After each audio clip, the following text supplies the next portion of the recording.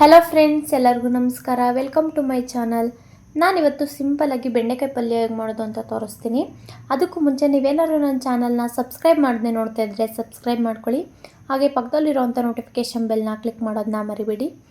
ಇವಾಗ ಹೇಗೆ ಮಾಡೋದು ಅಂತ ನೋಡೋಣ ಬನ್ನಿ. ನಾನಿಲ್ಲಿ ಒಂದು 1/4 kg ಬೆಂಡೆಕಾಯಿನ ತಗೊಂಡು ಸಣ್ಣದಾಗಿ ಕಟ್ ಮಾಡಿ ಇಟ್ಕೊಂಡಿದ್ದೀನಿ.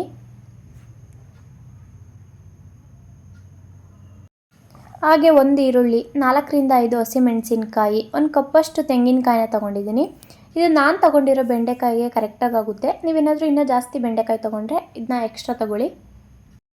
ನಾನು ಒಂದು ಪ್ಯಾನ್ನ ಕಾಯಕ್ಕೆ ಇಟ್ಕೊಂಡು 2ರಿಂದ 3 ಟೇಬಲ್ ಸ್ಪೂನಷ್ಟು ಎಣ್ಣೆ ಹಾಕ್ಕೊಂಡು ಬೆಂಡೆಕಾಯಿನ ಅದರಲ್ಲಿ ಫ್ರೈ ಮಾಡ್ಕೊತಾ ಇದ್ದೀನಿ. ಬೆಂಡೆಕಾಯಿನ ಈ ರೀತಿ ಒಂದು 5 ನಿಮಿಷ ಮೀಡಿಯಮ್ ಫ್ಲೇಮಲ್ಲಿ ಇಟ್ಕೊಂಡು ಚೆನ್ನಾಗಿ ಫ್ರೈ ಮಾಡ್ಕೋಬೇಕು. ಚೆನ್ನಾಗಿ ಫ್ರೈ ಮಾಡ್ಕೊಂಡಿದ್ದಾದಮೇಲೆ ಬೆಂಡೆಕಾಯಿನ ಸಪ್ರೇಟು ಎತ್ತಿಟ್ಕೋಬೇಕು. ಇವಾಗ ಮತ್ತೆ ಅದೇ ಪ್ಯಾನ್ಗೆ 2 ಟೇಬಲ್ ಸ್ಪೂನಷ್ಟು ಎಣ್ಣೆನ ಹಾಕ್ಕೊಂಡಿದ್ದೀನಿ. ಎಣ್ಣೆ ಕಾದ ನಂತರ ಇದಕ್ಕೆ ಸಾಸಿವೆ, ಕರಿಬೇವಿನ ಸೊಪ್ಪನ್ನ ಹಾಕೋತಾ ಇದ್ದೀನಿ. ಹೆಚ್ಚಿಟ್ಕೊಂಡಿರೋಂಥ ಈರುಳ್ಳಿ, ಮೆಣಸಿನ್ಕಾಯಿನ ಹಾಕ್ಕೊಂಡು ಚೆನ್ನಾಗಿ ಫ್ರೈ ಮಾಡ್ಕೋತಾ ಇದ್ದೀನಿ. ಈರುಳ್ಳಿ ಚೆನ್ನಾಗಿ ಫ್ರೈ ಆಗಬೇಕು.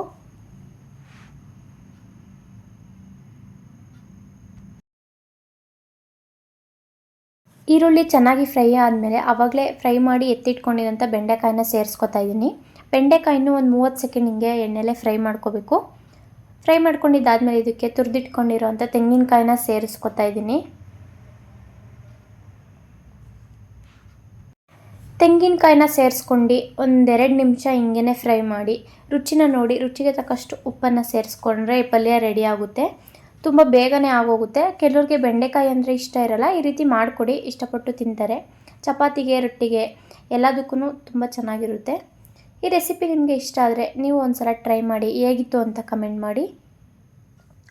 ಸಬ್ಸ್ಕ್ರೈಬ್ ಮಾಡ್ಕೊಳ್ಳಿ, ಲೈಕ್ ಮಾಡಿ, ಶೇರ್ ಮಾಡಿ. ಹಾಗೆ ಪಕ್ಕದಲ್ಲಿರೋ ನೋಟಿಫಿಕೇಷನ್ ಬೆಲ್ನ ಕ್ಲಿಕ್ ಮಾಡೋದನ್ನ ಮರಿಬೇಡಿ.